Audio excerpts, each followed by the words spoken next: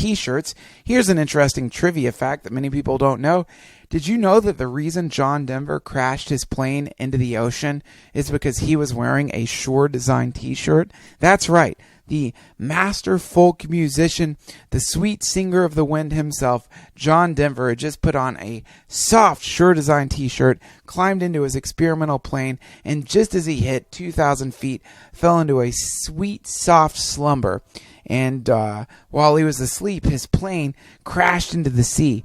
And drifted down into the coral reefs below, where they say that starfish were found, chewing on his body, sucking his flesh away and transforming it into caloric energy that they could then use to look so beautiful there on the ocean floor. SureDesignT-shirts.com. They killed John Denver, sure, but it was worth it. What a wonderful death. Nothing could feel better than falling from the sky if you are John Denver and if you're wearing these shirts that are made of the softest fabric that any human has ever felt or experienced. The Shure Design t-shirt fabric has been described by President Barack Obama as feeling nearly as soft as the inner folds of the throat of prisoners in Guantanamo Bay who are being force-fed as they desperately try to kill themselves to escape the miserable and eternal hell that they've been placed within illegally by President Obama. And from time to time, he likes to take a little trip over there and shove whole apples into the throats of these prisoners. And according to President Obama, as his fist shoves down past their tonsils and gets that apple down into their stomach, the feeling of their esophagus, of their tonsils, of their tongue is so very soft that the only thing that our sweet president can compare that feeling to is the feeling of a Shure Design t-shirt, and the way that thing feels as it rubs against your body as you go jogging or go to yoga or take your tap dancing classes here in this wonderful country where we are having such a wonderful 4th of July. Shure Design t-shirts. Why not go to SureDesignT-shirts.com, check out these awesome designs, and order a shirt. Also, another easy way for you to support the Duncan Trussell Family Hour podcast is the next time you're buying something through Amazon.com, go to DuncanTrussell.com first and go through our Amazon portal. All you have to do is click on the Amazon portal, buy whatever it is that you are going to buy, and Amazon will give us a small percentage. It costs you nothing. It's a great way to donate to the podcast. You can also go to our shop. We have really cool t-shirts, posters, and stickers there that you could check out. And we're also sponsored by Audible.com. Audible is this amazing distributor of audiobooks. I am a member of Audible.com, and every month I can't remember how many credits, 2 or 3 credits, which I can use towards an audiobook. I just used one of these credits to download The Stand, which is a book that I've already read, but I'm taking a long trip up to San Francisco tomorrow, and I want to listen to an audiobook during that trip. It's 45 hours long. That's more than enough hours to drown out this entire 4th of July. Go to audibletrial.com/family hour. You could sign up. If you don't like Audible, you can cancel your membership and you still get to keep the audiobook. So go do that. And for all of you who have been donating to the Duncan Trussell Family Hour podcast, thank you so much. To those of you who have sent us stuff to the P.O. Box, I'm sorry. My P.O. Box got shut down. I have been very busy, and I haven't had time to reopen the P.O. Box. I'm going to do that soon. I apologize for the inconvenience. Thank you for sending me stuff. I need to take the P.O. Box temporarily off the website, I guess. I'm sorry about that inconvenience. Okay, today's guest is a legendary comic. He performs internationally. He's probably performed in every country all over the planet. He's also been on The Tonight Show with Jay Leno. He's had his own show on NBC. He's had his own show on Comedy Central. And he has a podcast called Tom Rhodes Radio. You can check him out at tomrhodes.net. And if he is coming to your country or your town, you should definitely go see him perform stand-up. So everybody, please, open your hearts, your minds, your souls, and spray your 4th of July level tantric energy all over the chest and stomach of this wonderful comedian, my friend, Tom Rhodes.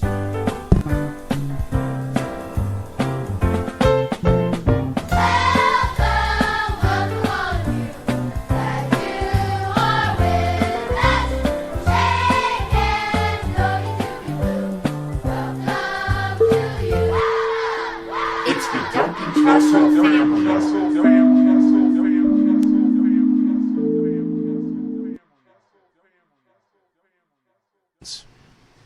Here we are. You gonna turn off the AC? Oh, yeah, let me turn that off. Sorry. Sorry, man. I gotta get it chill in here,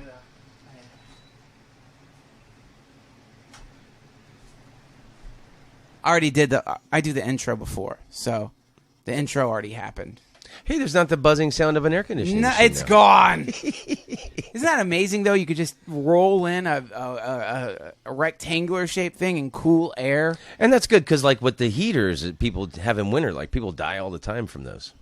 You mean from setting their houses on fire? Right, or, like, I don't know, some poor quality ones put out some kind of odor, gas thing that Isn't that asphyxiates the whole family. Don't you think that's an interesting thing about mass producing any item is that when you, no matter what it is, like people who make baby toys, they know when somebody comes up with some new rattle, they know this is going to kill 15 kids. Right, and McDonald's small pieces in the Happy Meals, they choke to death a lot of kids. Yeah, that's an, like when you produce something at the, enough of something, it will kill. Well, and you know, like China, they don't give a shit. What was that? The baby milk had like lead paint in it and shit like 2 years ago. Oh, they don't care. They don't give a fuck. They don't give a fuck. You know, if you'll buy this air conditioner for $120, you know. I mean, think about stand-up is totally different. Stand-up comedy is like one thing that it's not really going to kill somebody. Like when you put out a comedy album, that's not on your mind. Like, oh yeah, this is a couple of kids are going to choke on some of these jokes and die in front of their parents. Their parents are going to walk into and see in the crib this blue bloated thing with one of Tom Rhodes' jokes, earbuds. Well, that's why I make my CDs a certain size, so they're too big for a toddler's throat. You know what's really sad though, man? If like one of your jokes, just for whatever reason, you just hit the right resonance or with a combination of sounds disrupted the neurology of toddlers and killed children, your CD, the sales would probably go up. Right, like when there was suicides from metal bands and things like that. Yeah. That's like when that's the other side of things is that people want, like with music and art, if it kills people, it becomes more desirable. Incredible. And throughout history, you know, book sales and music. Remember, it was like you're probably too young to remember, but it was like in the 80s, the devil was in rock music, and now it's like God with terrorism and all this real life nasty shit people have to deal with, like life and government. Yeah, it's like God. I wish the old days when all we had to worry about was that the devil was in rock music and some kid played a record backwards and killed himself, and oh my God, it's only 2 teenagers in the entire country, but we gotta have a big awareness program now of the devil. Oh, I remember that, man. That was a joy. Did you ever believe in the devil when that stuff happened? Did you believe? I was like, you know, I'm from a town. I grew up outside of Orlando, Florida, a little town called Oviedo. Hello, people. Oviedo. You know, in really religious, you know, area. I always loved like AC/DC and the whole, you know, Highway to Hell. That, you know, song used to upset people. I went to Bon Scott's grave. I did the Perth Comedy Festival 2 years ago. And he's from Fremantle, which is the Oviedo of Perth. And I went to his grave and put flowers on it. Because like he helped me get through the 8th grade, ninth grade, without killing anybody. Wow. You know, when you're like, oh, look, you're a freshman and whatever, and, you know, just life is confusing. And I had a altercation with this kid at a baseball practice. Couldn't take a joke. I'm behind him. We're doing the warm-up things. Yeah. And I sneezed on my right hand. And with my left hand, I wiped it on his back. And then he just turned around and punched me right in the nose. And then it was like this big ordeal, and then like I was supposed to fight the kid, like whatever, the next day after school, and this big showdown, and everybody's waiting for it. And you know, I just went home and listened to Powerage. Did you fight him? No, I went home and sat in my room and listened to AC/DC because I mean, like, I wanted to do more than fight him. I wanted to, you know, set fire to his family home and kill his entire family. I was pissed. Right. You know, I mean, I was being goofy with the joke, but like, this kid was just a dick. Yeah, you know, and he was in the Christian Athletes Association, and they were like against the devil and rock music. They would have the meetings, you know, reading rock lyrics and things like that, like Highway to Hell, and you know. So I really, really appreciate Bon Scott, and I put flowers on his grave. So if I don't know, I mean, he was friends with the devil. Do you think? But do you think now? Do you think how much of that? The devil owned every booger in Bon Scott's nose. How much of that's theatrics, do you think? Like, how much did he believe? 100%. I think, you know, they probably, I mean, they were just, you know, piss takers, as they say in Australia. Yeah. I think they got, you know, they got a kick out of upsetting their local people. Sure. And I think that's, I mean, now it's child's play, you know, especially when, like, you know, gangster rap and, you know, fucking kill police and shit like that. But, you know, back then that was really cute. But don't you think even gangster rap and kill the police is kind of child's play, really? I mean, yeah, now, like I'm saying, I mean, you got right. You got that guy in London and he chopped off the British soldier's head in the street, and a dude standing there talking casually with the meat cleaver in his hand.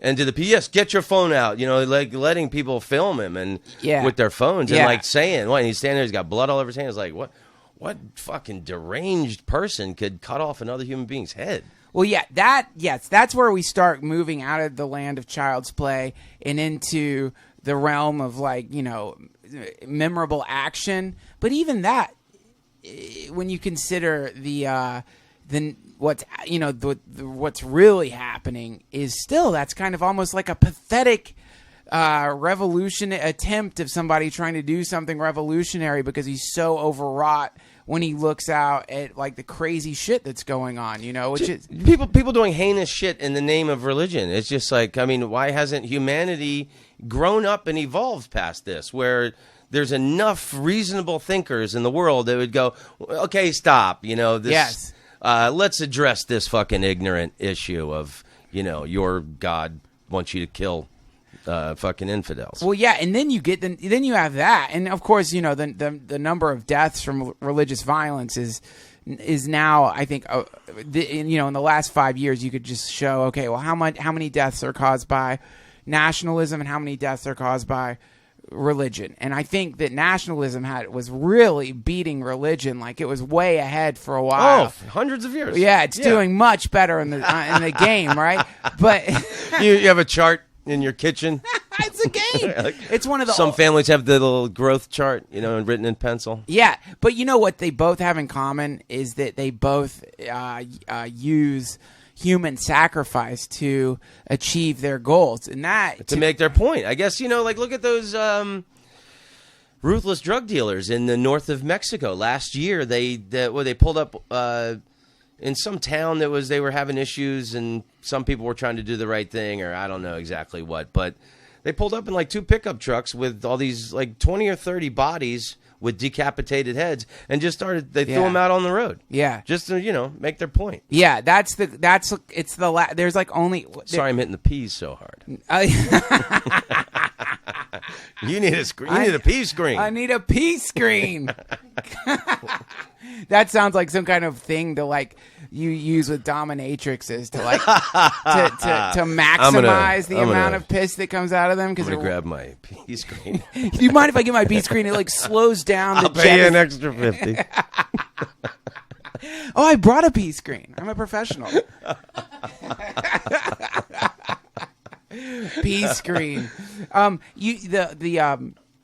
The concept of death is one of the final taboos available to us. That's like the last thing that we can't figure out. And so we're still terrified of death. That's like the final last fear is death. Everyone's just fucking scared of death. And so that's like the worst thing you can do to someone is kill them. And that's like the worst thing that can happen to you is you die. Like I was just at this, for this thing I'm shooting with Rogan for Sci-Fi, we went to a conference of scientists and neurologists who are trying to, it's called the GF 2045. And it's these scientists, these reputable scientists are trying to extend the human lifespan. Because right now, every year, the human lifespan increases, according to this one guy from Princeton that we interviewed, the human lifespan increases every year by something like a quarter of a year. So every year the lifespan increases by a quarter of a year. And their goal is to make it so that every year the human lifespan increases by a year. Because then you have immortality, and that's what they're working on, is trying to achieve human immortality. They're in a desperate struggle against death. They're trying to eliminate the parts of our genetics that cause us to age, and they think that it's very likely, very, very, very likely that within the next 100 years, something akin to human immortality will be achieved. Because they're afraid of death, you know. That's like the big fear. Shit, I smoke cigarettes. I'm never going to make it. You don't know, no, man. That's the crazy thing, Tom. Yeah, I mean, smoking cigarettes is, that's why none of these people smoke, and they all eat shitloads of vitamins. Right. Because raw foods. And yeah, because they're trying to get to that point. But, you know, already with cancer medication and stuff, the new kind of medication they have that just targets, you know, just strands of DNA instead of like chemo bombarding all of your. But still, they can't discount or ever eradicate human stupidity. I just want to say P again. What was that in Philadelphia? Philadelphia. That forklift operator guy, the big crane shovel scooper thingy. The guy knocked over some building. Yes, and no one was hurt. But I mean, there's you know. A lot of dumb people working big, heavy equipment. Here's where it gets spooky, man. Because that was one of the questions we asked. I'm not spilling the beans too much on this show because I'm supposed to keep it kind of secret or not talk about the details. But this, why not reward the listener? Yeah, no shit. I mean, the show. This is one little piece. That's something else they got to look up. Sure, you don't think these listeners are busy enough? Yeah, right. In their day. Yeah. Fucking give me a link. Just tell me. Don't tell. I don't want to fucking have to do something else. I'm already doing something else while I'm listening to your show. No one's going to fuck it. Yeah, exactly. And not like I'm going to get busted for talking about this. Now I got to go to YouTube. One of the questions we asked a scientist was it was like, well, okay, great. So we extend the human lifespan. It doesn't keep people from walking in front of cars. It doesn't keep people from getting in accidents. And this guy said, no. Actually, genetics are so responsible for intelligence. And people who get into accidents, you know, people who get run over, people get into car accidents, they're not dumb, but they might not be, you know, they might not be smart enough to know not to drive after 7 beers. So we're just going to thin out the gene pool, and then they're going to have automated, they're already working on cars you don't have to drive. Yes. You can, you know, maybe just be magic cars. You link up to a system and just... Well, that's based on the idea that we still have to travel. I picture a lot of bright sweaters in this future. Yeah, no shit. Maybe bow ties will be all the rage. I'm glad I'm going to miss it. You don't. Here's the problem. The most boring fucking people with no stories. They didn't drink. They didn't smoke. No, man. These people weren't boring at this conference. These people were fucking weird. Boring is not the right word. There was a cyborg. Hail bop weird. Yes. Yeah. Yeah, man. Like this is these people. There was a curious heaviness at this place, and it's like because what's happening is. Basically what's happening is technology is beginning to be recognized as a life form. Technology, as they say, is like I don't know how many kingdoms there are. I think there's 6 kingdoms or something. 8, I don't know how many kingdoms of life there are, but they're saying technology is soon to be added into a new kingdom of life, and that technology is growing out of humans. Humans are like when you see that weird fungus that drops on ants and causes like the ant to climb up a tree where then it explodes with all this like fungal shit that rains down on the other ants. Well, that's what technology has done with humans. It's infested our consciousness and is driving us towards this point where we actually usher in, or like the midwives of this technological being, which is going to be the computer that we wake up through full brain emulation. We're giving birth to this thing, like Rosemary's Baby, where they make her wear the funny fucking necklace and smell, this is pungent. That's a terrible impression of her. But you know what I mean? We're the midwives of the apocalypse. We're growing the Antichrist. We're lit. And let me tell you, man, this is what's fucking weird about this. Because our movies just got too boring. We had to fucking amp up real life, Jack. Yes! You know? Yes! It's Hollywood's fault. They had to put out some more entertaining shit. We wouldn't have had to do this. Let me tell you, man, when you go to a conference of geniuses there and you see dudes in robes walking by because they have archbishops hanging out there and stuff, something about the combination of trying to bring the dead to life, make humans immortal, and robes, when those things mix, when you see the crossing of those things, you're like, oh, wizards again. Anytime the robes come out, there's going to be trouble. Yes. And whenever there's robes. So it's like some like cult thing? It's not a fucking cult. It's real. Right. This shit's real. It's a cult. And if you get robes, it's a cult. Well, that's the Dmitry Ishkov, the Russian billionaire who threw this fucking conference, he, as part of his thing, he wants to bring people from mystical traditions in to try to figure out a way to mix in, to not just let religion get totally, curbed on the... Maybe the new religion will have some, like, robot instead of Christ, Yeah, hey, I got an idea. How about a little less robes and a lot more robots, motherfuckers? More robots, motherfucker. Yeah, I mean, so you think they'll just mutate us into... We'll just be wired completely? Well, no. It's the idea is like what's happening is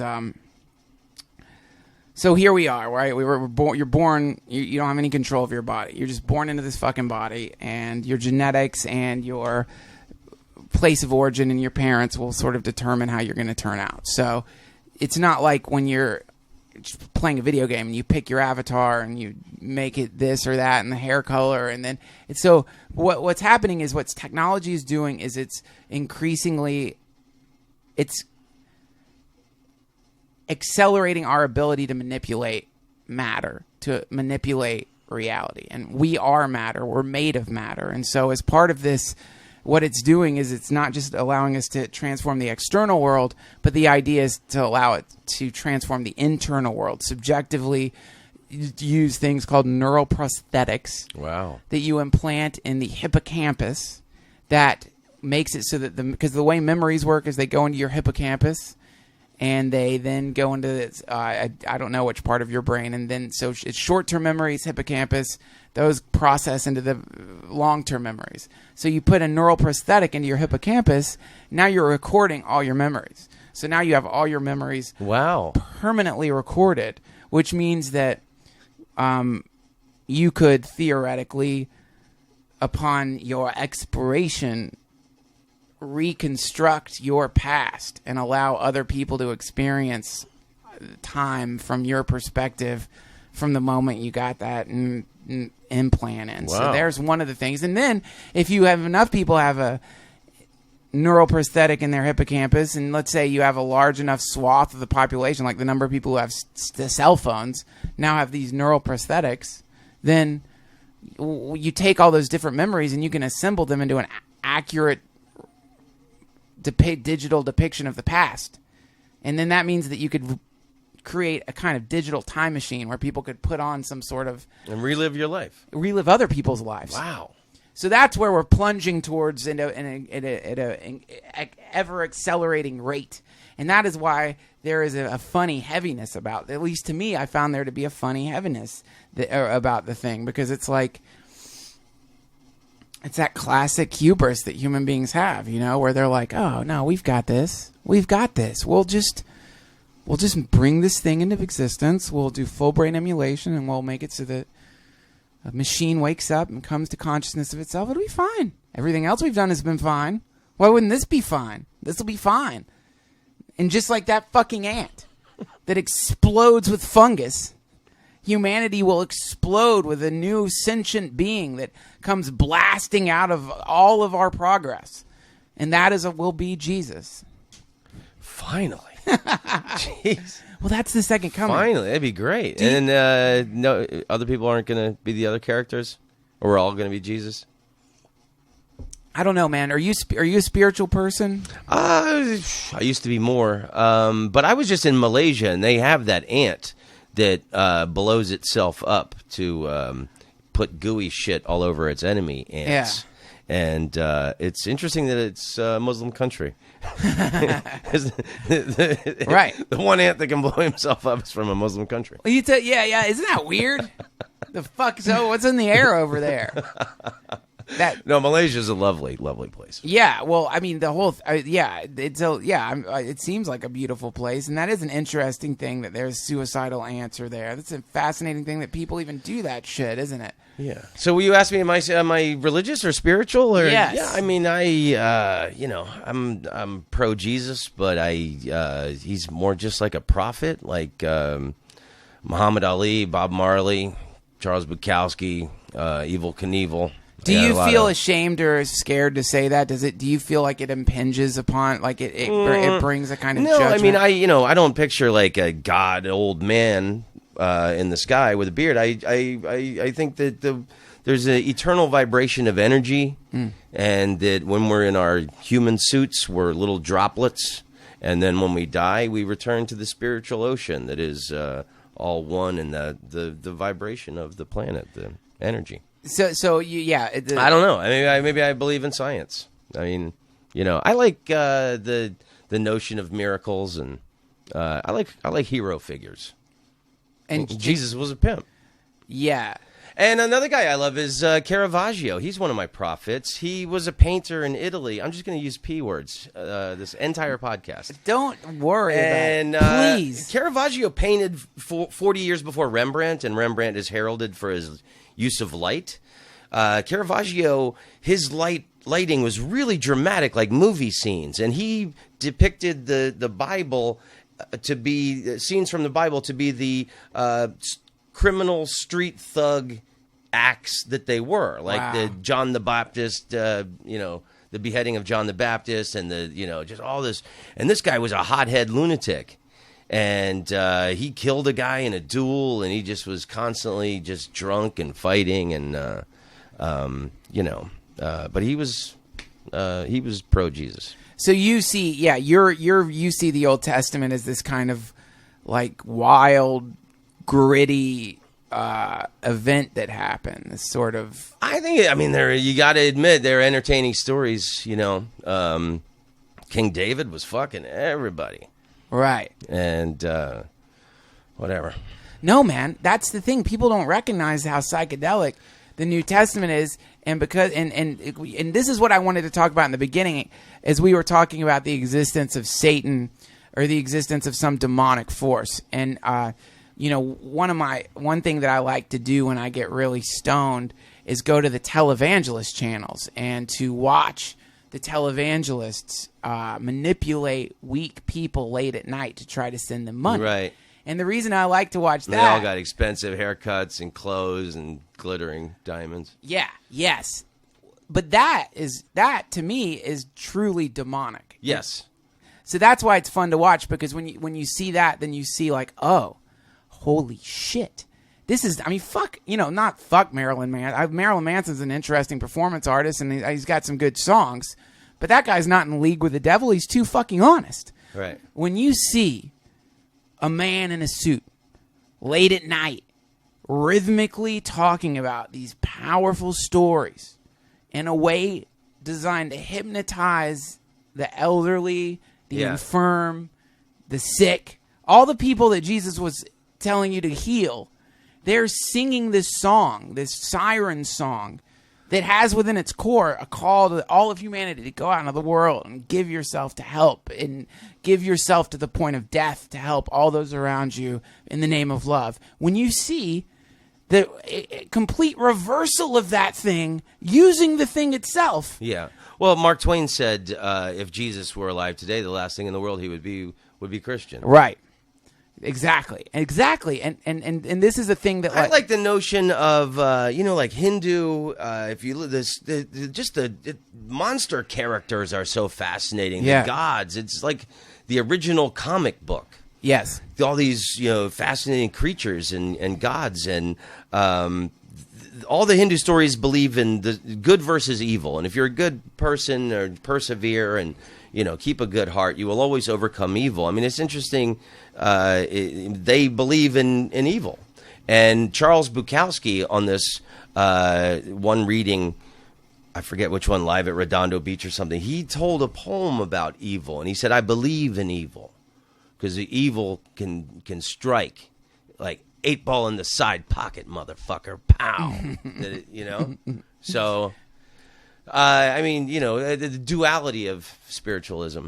I don't know what the point was. No, the point is that evil is when you talk about in Hinduism, you talk about the monsters that they create. There's more of an acknowledgement of this, force in the universe and how this force in the universe is as much a part of the universe as anything else. And that's where you start getting the mind fuck of the story of Jesus. Because you have the story of Jesus I remember going to this church. I can't remember which church, a famous church, and they have like 13 seats. No, 12 seats, and one's blanked out or something because there were 13 apostles. The 13th being Judas, or that's where they place him as the 13th apostle. And they're like, that is for the betrayer who will not be named. And I was like, wow. You mean the creator of Christianity, the guy who fucking pressed the button on the whole goddamn thing? And that's where you get into the real, like, the backstage Christianity or the Gnostic Christianity, which is like, guys, if you're really going to look at this logically, you got to give Judas as much credit as Jesus. Totally. So where was this church where it was tiny? There's only no, it was a big cathedral. And there's only 13 seats in them. No, there were another 13. There was a display, some kind of like a spiritual, religious depiction. But it was like, I found it interesting because they're like, instead of being like, well, we should give a better seat for the betrayer because the betrayer created the story, the sacrifice. Right. The betrayer created Judas was the lubricant that allowed Jesus to slide into history. Right. He wouldn't be shit without him. He wouldn't be and shit. Pontius Pilate. Pontius Pilate was like, a bit of a victim. Pontius Pilate was like just trying to get the hippie to say sorry. That's pretty much his whole function. Was like, he was an old Southern judge then. He just wanted you to capitulate and apologize. There's a feeling you get in the New Testament that when Pontius, for those of you who don't, a surprisingly large number of people will not even read the New Testament because of the giant shit that modern Christians have dumped onto the whole thing. So people won't even touch it. They're like, I just don't want anything to do with it. I don't want to be anything like in the same way, like, where Maron's got a funny joke about Scientology where he's like, he's afraid to read any of the books because he knows at some point on some page he's going to be like, this kind of makes sense.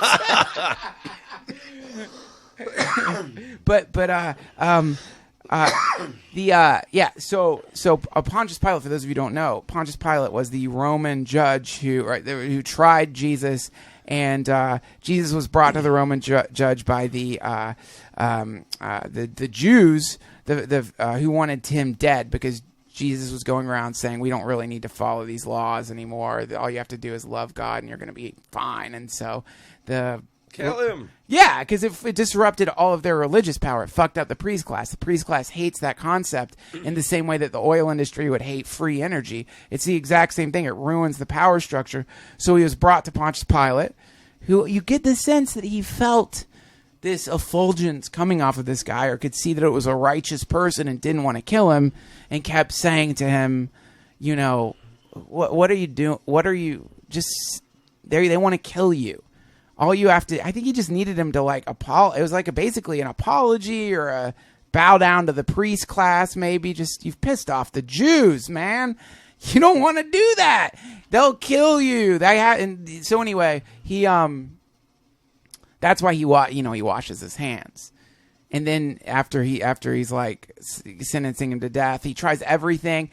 He brings Jesus out in front of the mob and says to them, we will pardon one person. Who do we pardon? It was him and Barabbas, this murderer. And somehow the crowd was like, pardon Barabbas, not the fucking hippie Barabbas. Maybe Barabbas was a hoot. maybe Barabbas was hilarious. He had a great name for a comic, I guess. Barabbas. He sounds more like someone who'd run a comedy club. That's going to be my Starbucks name from now on. Barabbas? What's a Starbucks name? We heard some Indian people telling us, some friends, I forget who we were talking to, they had complicated Indian names. So when they go to Starbucks and they ask the name, they always say like Kim, Sue. They all these ethnic people with really tricky names have a Starbucks name. So I'm going to start using Barabbas. I love the idea of giving complicated Starbucks names. The other one, what's the from Harry Potter? The name that can't be spoken. Voldemort. That's my Starbucks name. Voldemort. You can't do Voldemort, man. You're gonna seem like the biggest nerd on earth. You can't. That's a good idea because you look the opposite of a nerd, man. You're as close to Elvis as there is in stand-up comedy. You're such a charismatic dude, man. Whenever I get around you, I always think like this guy could start a fucking religion or a church. You just like radiate charisma, man. I should. You reminded me when you said there's 13 seats, and I didn't picture a big cathedral. I pictured this small thing. When I moved to San Francisco in the early 1990s, I lived in the Western Addition, right on Alamo Square Park, which at the time, now it's, kind of gentrified and there's, nice stuff. It was always a fabulous area, but it was a little bit of a rough area. Yeah. Especially on Divisadero, the big street. And it was there for years. Excuse me. It was the African Orthodox Church of St. John. Whoa. And it was the John Coltrane Church. It was some religious jazz guy or spiritual jazz guy from the neighborhood started this church based on the music of John Coltrane and Love Supreme. And so it was this tiny little storefront with these little pews, and there were instruments everywhere, like guitars and, tambourines and like whatever, all kinds of stuff. And everyone was encouraged, and all they did was play jazz every Sunday afternoon. And I'm a stoner. I just moved to San Francisco, which was my hippie utopia. Yeah. I just, dreamed of moving there from Florida and, finding enlightenment. And then like 3 blocks from my house is the John Coltrane Church. And man, there wasn't no better Sunday afternoon than, to hit a couple of bowls, and then just go over there and hang out for a couple of hours. And it was really beautiful. And the thing where everybody was encouraged to pick up an instrument is because we're all a part of the music. Yes. And we all make a contribution to the big fabric of the universal song. Isn't that beautiful? That's beautiful. And of course, they shut that place down. Get that fucking thing out of here! It's making people happy and loving. You can't have that. We can't have this. Get rid of that nuisance. This is nuisance. It moved to like Hunter's Point or some shit, which is like some housing project way outside on the outskirts of the city. I don't even know if they still exist, but I mean, it was such a magical little place in the neighborhood. Yeah, and anybody could do that. Like, people could just start doing stuff like that all the time. It's not that hard. People have houses. There are ways to do things like that, but there's a sense of this invisible wall between the you that is the you now and the you that would be like, I'm going to start a place where people play music together religiously. You know what I mean? Like, that barrier is such a fascinating barrier. The barrier that keeps people from taking the leap. Yeah, what is that barrier? I don't know. I've never been afflicted with that. You don't have that. No, fuck. Moved to New York when I was 20. Moved to San Francisco when I was like 22. I moved to Amsterdam. Yeah, you are. I'm not afraid to. You don't really even have an address, so to speak. I don't live anywhere. No, I get my mail sent somewhere. And to help me, keep the, credit cards paid and things. But no, I haven't lived anywhere for like 7 years now. I visited my storage unit today. I had to. We were in my annual trip. I have a storage unit here in Los Angeles, and we were in New Zealand in May, and it's getting close to winter. It's like autumn there. Now it's winter. And so we needed coats and stuff, and now it's summer here, so I had to like dump winter shit and things accumulated. How did you avoid being a scared person in this incarnation? Well, I guess from wanting to be a comedian. I mean, it's, what more fearless act than to go on stage. And like when I started in Florida, I wouldn't say they were drunk, but there were a lot of rowdy one-nighter rooms, Yeah. There was like a particular tough biker bar in Daytona I used to do. And I'm a little nerdy high school kid, starting comedy and just that. And moving to New York City when I was 20. I mean, I couldn't get many sets, but, to move to New York City and think your shit is good enough. Yes. I think the courage to just start a new life and move somewhere. Yes. I've never had a problem with that. My favorite Doors lyric of all time is, I never been so broke that I couldn't leave town. I'm a changeling. See me change. Yeah, man, but this is you have to understand that this is an affliction for a great many people in the world. Like, so many people are chained down to this life. They're chained down to some place. There's this... My brother, Army guy, tough Republican, right-wing guy to the core, and bully, used to beat me up all the time. His eternal, lifelong brother advice to me has always been, suck it up, pussy. Wow. So, if you're saying people are down and they're having problems, hey, suck it up, pussy. That's my brother's John's message to me and the rest of the world. Suck it up, pussy. Yes, that's very wonderful. And I think we're starting my religion tonight, Duncan. Yes, you're saying that really. I think you and I, it's just going to be. It's being born right now, but it is I like things like that, and it reminds me of the Zen stories, like a lot of Zen is just this simple thing, and it really doesn't get in. It doesn't want to do the whole complicated thing at all. So there's stories of Zen masters just smacking the shit out of their disciples just randomly, and that somehow the effect of getting slapped by an enlightened person shakes you free. It shakes you. Wow. Yeah, it shakes you free, and that would be an awesome church where you just go there once in a while and they slap the shit out of you. They have these. Instead of getting your communion wafer, you walk up to the front and the guy just fucking wake up, suck it up, pussy. Why are you even here?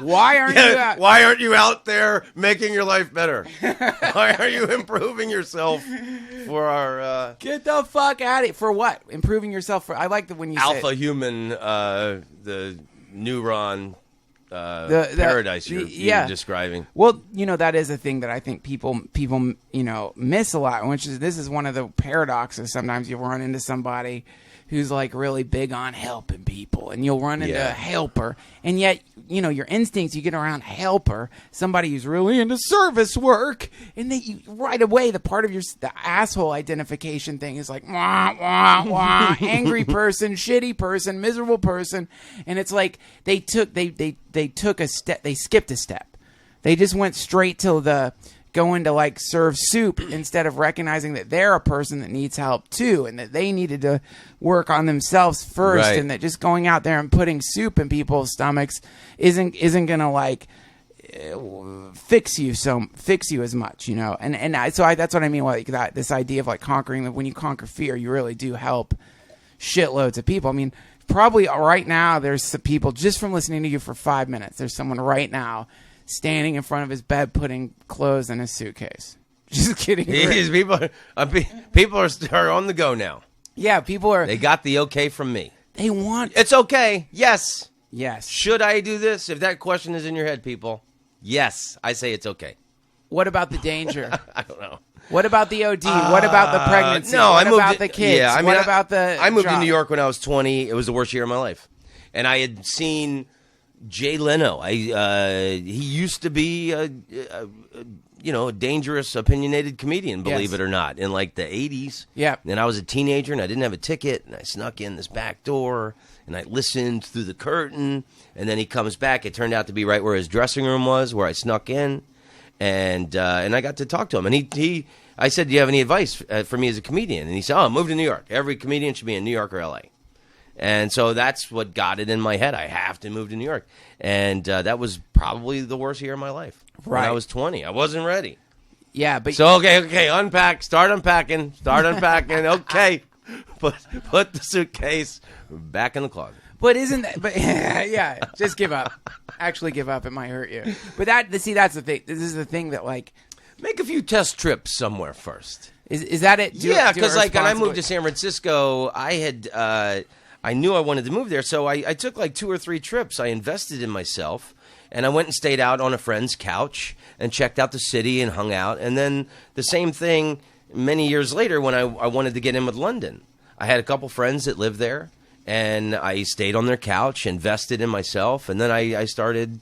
I got in there, and then that led to all these other gigs all over Europe and then all over the world. So, don't just leave in the middle of the night. Test something out first. Yeah, be responsible. You don't have to go rushing off into the land of destruction, but still, it is like to me. I don't know why I'm so obsessed with this topic, man. But I just find it so fascinating the way that there is a glue trap in society that traps scared people, and they are the ones who end up running the machine. And then within the machine, there's all these like free beings, these like wildlings like you that are like galloping through the machine, free as a bird, storage unit, no sense. Yeah, that's not a for you. You don't, when you go to see your storage unit, there's not this feeling of like, this is bad. I'm in a bad place. Oh my right God, now. no, it's great. I like, wow, ooh, hey, I got that in Peru. Oh shit! Wow, man, look at that thing I bought in New Zealand. God, I love that. But you just look at it. I would run into people when I was I remember going to India when I was in college and running into people like you who were just travelers and wise, interesting people, and it was always like, you always feel like you're around a feral being. You're like, what the fuck? This is a thing that isn't. This thing is a wild thing. It's broken free of the thing that, if everyone broke free like you, describe us as what would society be like if everybody broke free like you? Well, I mean, you'd realize how much unbelievable beauty is all over the planet. There's just so much to see and so many wonderful beaches to walk naked on, and with no one around in places, and just pristine heaven all over the world, and then the beauty of like rice paddies in Bali, and like the terrace farming, and the terrace farming in Peru, and different beliefs. I was telling you about that religious ceremony for Pachamama that I saw in Peru, and they believed in Mother Earth because Mother Earth fed them. So I don't know how they did it. Like, do you think aliens helped them build Machu Picchu and the Nazca lines? Yes. You know about the Nazca lines? Absolutely. They think those were UFO landing strips. But describe them for people who don't know. They were not discovered. There's this half of Peru is desert. You think of the Amazon and Machu Picchu, but there's lots of it that is just desert. And there's this one flat area of the desert, and it wasn't discovered until aircraft was invented in like the 20s. Someone was flying over, and they saw these massive rock carvings, and it's actually rocks lined up. This is the way they did it, and they're carvings. One's a condor. The other one looks like an astronaut. There's like 20 of them. There's a monkey, and then there's these. They think they were UFO landing strips, right? And I flew over it in a little tiny propeller plane, and it's totally UFO landing strips. Yeah, totally. Right. There's this candelabra out on the coast that like perfectly that they drew into the side of the mountain. And if you line that up to the Nazca lines, that would have been like where the ship was coming in, like, and then like 80, 100 miles up the way is the Nazca line. So, but anyway, they have this terrace farming all over these mountains in Peru, and just they were all about. The Incas were a reciprocal society, and they grew food and they shared it with people. And so I was working for this. After I had the late night talk show in Amsterdam, the same network let me do a travel program. Yes. And it did a highlight on Peru.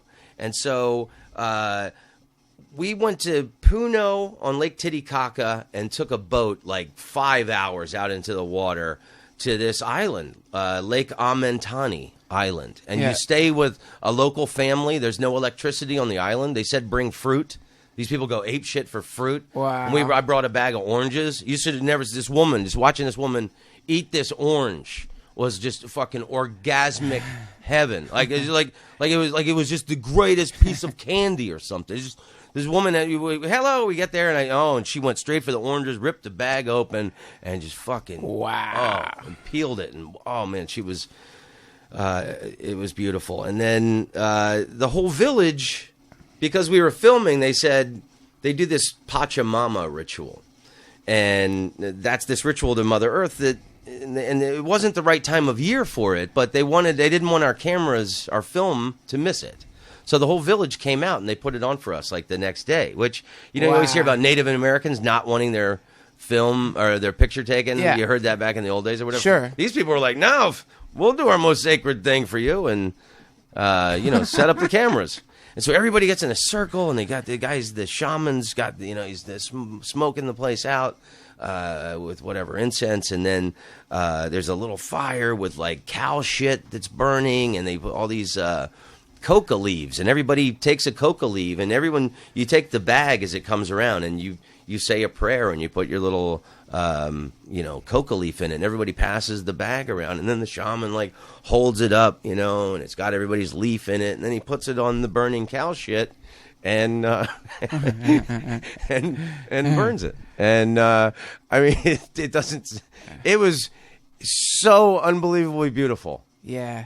And I'll never forget the guy, the sound man, standing there with the pole and the fuzzy microphone, and the guy sitting, his tears are running down his face while we're filming it. Wow. It was just like one of those moments, like, wow, this is this ancient ritual these people have done for thousands of years. These are the direct descendants of the Incas. Possibly a ritual that was done in the presence of aliens who are landing on those strips. Right. Yeah, man, that experience is how much money is that experience worth? What would something like that? No fucking price. No price. It's no price. There's no that kind of stuff is what you get when you travel and when you become nomadic and when you break free of the. Well, that's why I was in Malaysia. I just got back from Singapore and Kuala Lumpur. And Jakarta, and this guy had to take my passport to go get the Malaysia work permit put in it, and as I'm handing it to him, I'm like, "This is my most valuable possession." Right. Please be careful. Yeah. Are you now? You're doing comedy in Malaysia? Yeah, there's a great tour there, and the Malaysian comedy scene is really cool. It's a Muslim country, but it was a former English colony, so they all speak English. And, it's where the Petronas Twin Towers are. Okay. Have you ever seen those? Very iconic image. And so you got Malay Muslims, Indian Hindus, and Chinese Christian or Buddhist. That's the ethnic populace.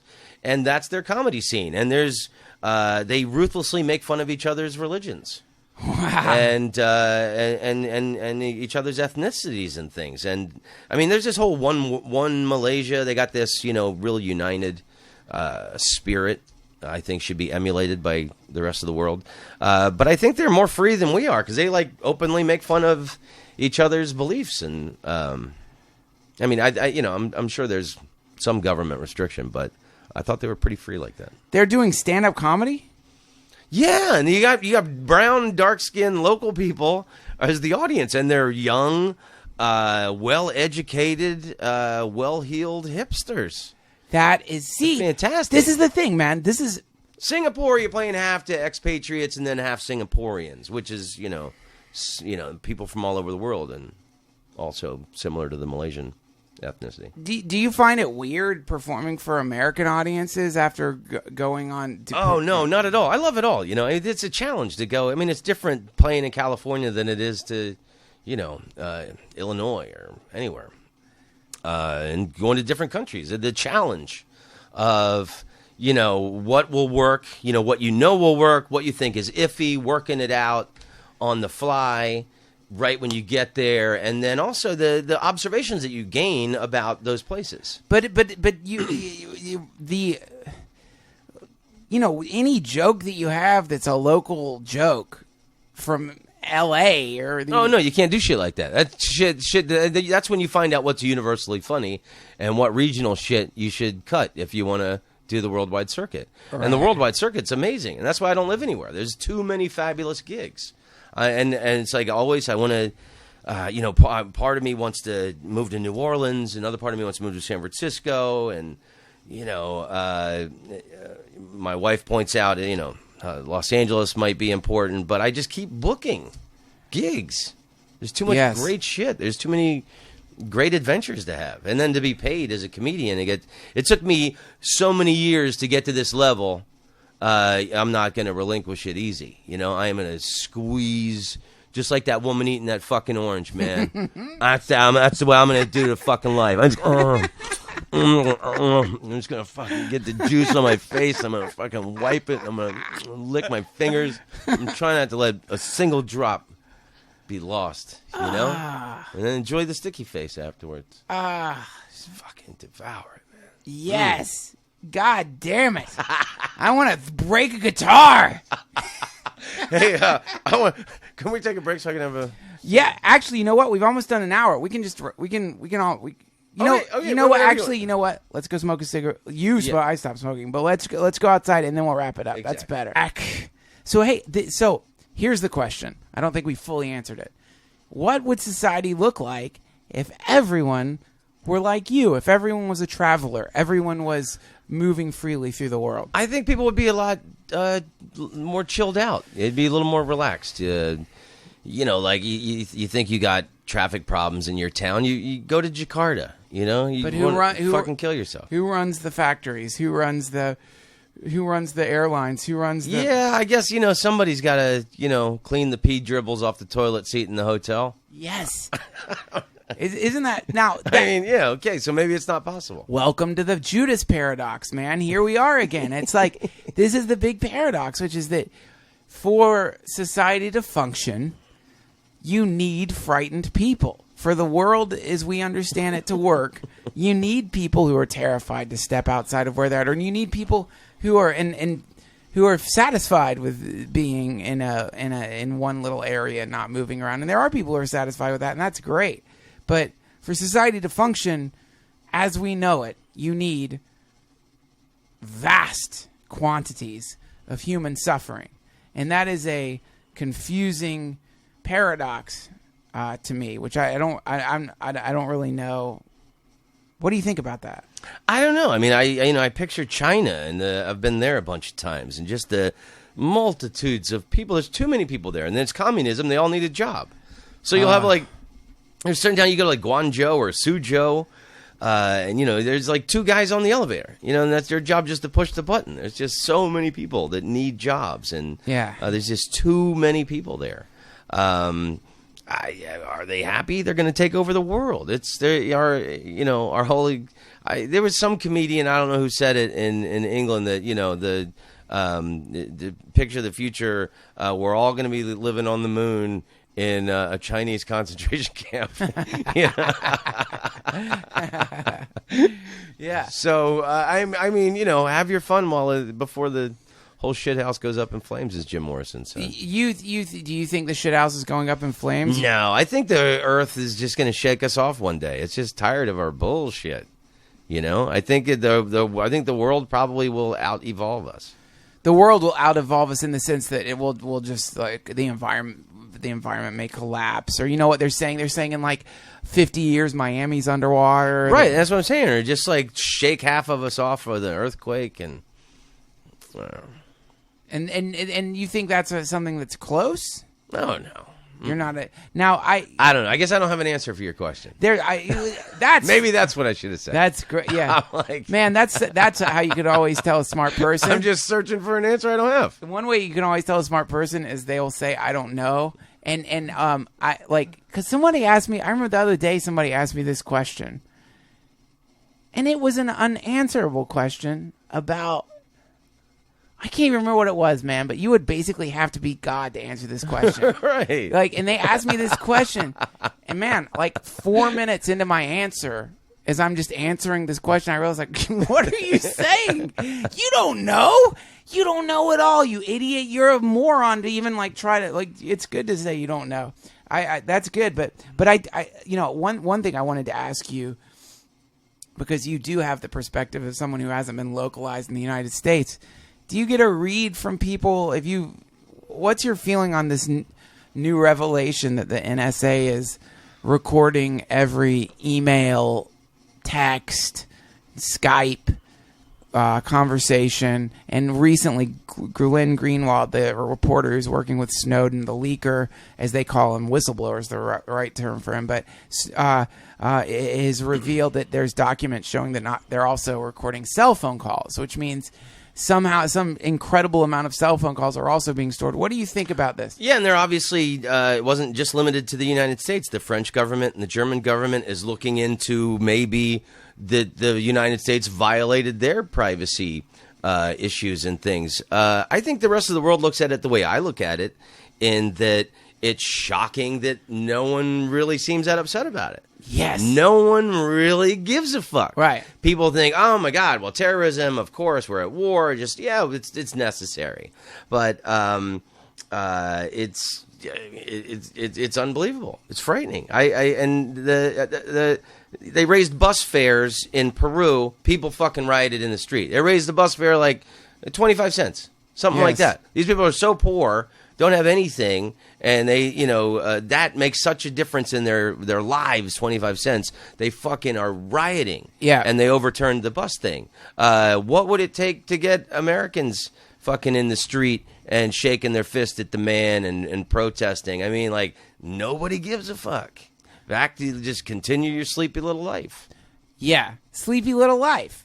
And that is I think that when events like this happen, you do see the depth of the conditioning here in the United States, because if we're not reacting to that in any kind of strong way outside of, I've fired off a couple of angry tweets. Well, and you think about that guy Snowden too. For this guy to just go, fuck you, where he can never come back to the States. This guy, where can he go? He's trying to get to Ecuador. He's in a Russian airport. Yeah, you know what Russian airports are like? Just fucking vomitous, just horrendous. And Peru, Ecuador's next to Peru. I love Peru. I don't know if I'd want to live there. And Ecuador is a really tiny little country. Yeah. What this to do that, take that risk, and reveal this. And for people not to give a fuck, it's mystifying. It's beyond. Look, man, it's fucking beyond mystifying. It's this is clearly our society is clearly a brainwashed society. Our news is state-sponsored news. When you see these reporters talking about Snowden and calling him accusing him of all these weird things. He wants to be famous is one of the things they said. Come on. I was watching this I can't remember his name, and usually I like his interviews. It's that British guy who's against guns. What's his name? God, Piers Morgan. Piers Morgan. He's interviewing him, and he's he's got Dr. Drew on, and he's asking Dr. Drew, but isn't there a part of him that just longs for fame? And Dr. Drew's there could be that part, but it's Glenn Greenwald, who's been working with this guy, did this amazing, I'll email it to you, he gave this amazing fucking speech talking about his experience with working with this guy, and he pointed out he could have sold these documents to a variety of different countries for millions and millions and millions of dollars. He could have made so much money if he wanted to be a spy. He could have made so much money with this shit, but he didn't. He's told Greenwald that he had to do it. Thought he was doing the right thing. He has to do it. I think the biggest issue here is, Snowden apparently only had like a GED education, and he worked for like a branch something, some branch company that did things for whatever, the CIA or the NSA, and that's how he had access to all these all this sensitive stuff, secrets. And then Bradley Manning, who, the WikiLeaks, all those secrets that this guy, got. He was a weird private. Yeah. A private soldier. Yes. Rank. And confused about his sexuality. I think the biggest issue here is the American government. Why do they let these people of lower whatever... look at the morons that they are letting have access to everything important. Yeah. If it was that important, why didn't you fucking hire somebody a little more intelligent and a little more, sleazy? I don't know what. I mean, I think the biggest issue is just the American government shouldn't be trying to extradite this guy. They should just come out and go, well, sorry, we're just so fucking inept that we just leave all of our secrets out for anybody to. Bradley Manning, all the secrets he got. He had discs, and he would label them Lady Gaga. And so when sensitive stuff would come up on the computer, he'd slap in the disc and download it. That's how he collected all this stuff. And any soldier walking by his desk would have looked down and saw the the Lady Gaga fucking discs and went, you fucking pansy. Idiot. Jesus, Lady Gaga. Terrible. Nobody is going to question a Lady Gaga fucking disc on a guy's desk. No. But, I mean, I think that's it. I mean... the ineptitude of our government, my wife and I were having a conversation about the Guantanamo Bay people being tortured. Yeah. And I was like, I wonder what the top 10 torture songs were. And so we Google it, on the iPhone. We got it, the information in 5 seconds. Answer to our question. Number 1 was "Fuck Your God" by this satanic death metal band. Hold on. Deicide. Wait, or you're some saying shit they like that. play this shit? Yeah, loudly when they're torturing the people, right? And then, so that song makes sense. That was the number 1 song. But the other choices were Don McLean's "American Pie" and Queen's "We Are the Champions," which that Brian May guitar riff, I could listen to that all day. So I mean, our government is so lame they can't even choose good torture songs. No. And then, we can't even hire the people that would protect our country's fucking secrets. Imagine this. Somehow, in some alternate dimension, China invades the United States because some crazy a commie hater in the United States figures out a way to hijack a Chinese airline and fly it into one of their buildings. Some super religious fundamentalist psychotic freak figures out a way to just do this insane terrorist attack on China. And so China's like, no, fuck you. We're invading. We're coming over. We're getting our pound of flesh. They attack you after a few months or years of watching you'd get a call. You get a call maybe. Hey, dude, did you hear about Stanhope? What? Yeah, man, he got fucking blown up. A drone hit him. He's dead. He got blown up by a fucking Chinese drone. You're like, what? What are you fucking talking about? And then you hear about how your aunt got blown up or your friends got, and then at some point you're like, you know what? Fuck this. I'm going to fight the Chinese who've invaded my country. I didn't have anything to do with flying planes in their goddamn building, but I'm going to try to take out a few. They're probably going to kill me, but it's going to be worth it because they killed some of my best friends. So you go out there and you start fighting. You're just a fucking comic. You don't know how to handle a gun. You get arrested within 2 days, thrown on a boat or a ship, a cargo plane. The next thing you know, you're in fucking China. Wow. On an island making in plastic China. things. Chained to a fucking chair, and they're playing Chinese pop songs to you. You don't even know. You don't speak Chinese. It's just some weird Chinese guy blaring shit music into your ears, and you're there indefinitely. That's what we've done. That's what we've done as a country. And it's like, I know I love to think of it as inept, and I love to think, oh, it's just an inept, bumbling demon. But I don't think it's that inept, man. I think it's getting smarter and smarter. And every time information gets leaked, and they're sitting there waiting for the streets to fill with rampaging, angry Americans who are like, you can't monitor us. And it's just quiet. People are going to work. They're like, oh, great. Nobody's going to care because the Chinese are always going to give us fireworks. Yeah, they're fine.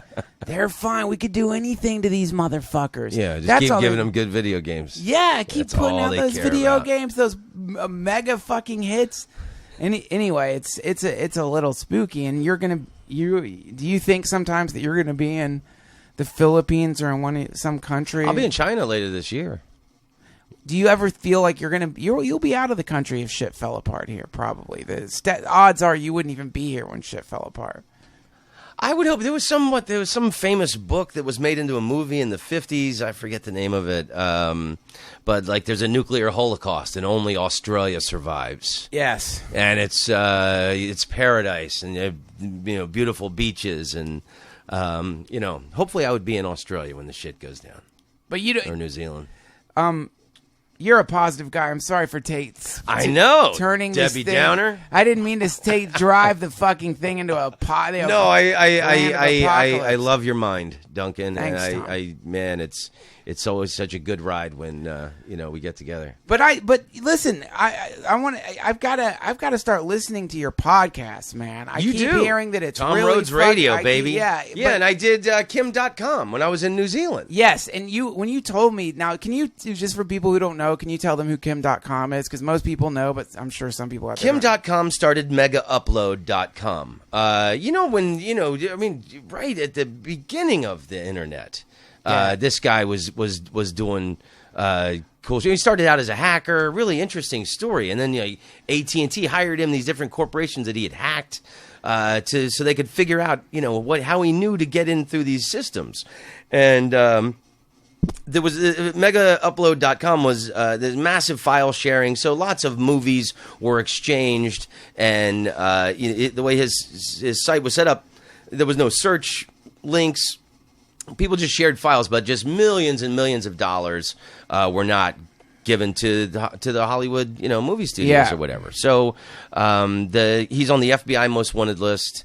The United States government is trying to extradite him from New Zealand. He's from Germany, and interesting guy. He lived on the top floor of the Hyatt in Hong Kong for like 5 years. Wow. He's got a wife and a few kids. You went to his I went to his mansion. The mansion. Yeah. And is it really a mansion? Unbelievable mansion. Yeah, and he's got his own private security force. He has an army. His own little private army. Kim.com has an army. I mean, sort of. I mean, a little security detail. Because he's the His chief security officer sat with us. But he seemed like a decent guy. I mean, I think they were more old buddies or something. But I did like the NPR of New Zealand. And I guess it was the Terry Gross of New Zealand or whatever. Lovable lesbian speaking in hushed tones. And she asked me what I wanted to do while I was in New Zealand. And I said, though I know it sounds silly, but the one thing I'd really like to do is I'd like to meet Kim.com and interview him for my podcast, because I think he's demonized in the United States. Yes. So he must have heard, or somebody heard, and he followed me on Twitter. A couple hours later, I found his email through Twitter and sent him a lovely little message, and I got invited out to the mansion. Jesus Christ. Now, are you worried that you are now affiliated or associated with someone who's the number one most wanted guy? Do you think this... No. I mean, it's not like WikiLeaks, Julian Assange giving out military secrets. I mean, what? A few copies of Sister Act 2 didn't get fucking... the proper $3.05 didn't go to somebody's fucking pocket who won't give me a job in Hollywood. When the industry starts showing me a little more love, I'll start showing the industry a little bit more love. How about that, Hollywood? I'll make a deal with you right here on the Duncan Trussell Family Hour. Okay? Tom Rhodes. No, I think the guy is really interesting. I think he manipulated the strengths of the tools he was working with when the internet started, and it's I mean, it's sort of no different than Dropbox in a way.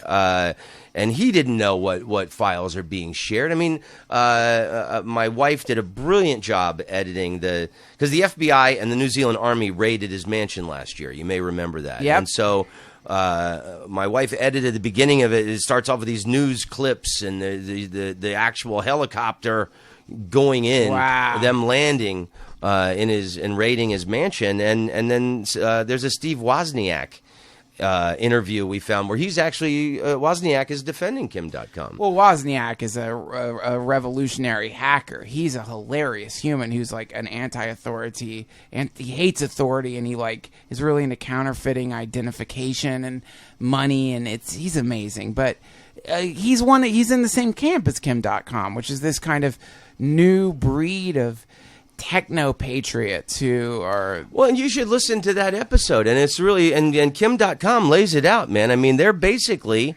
trying to colonize the internet.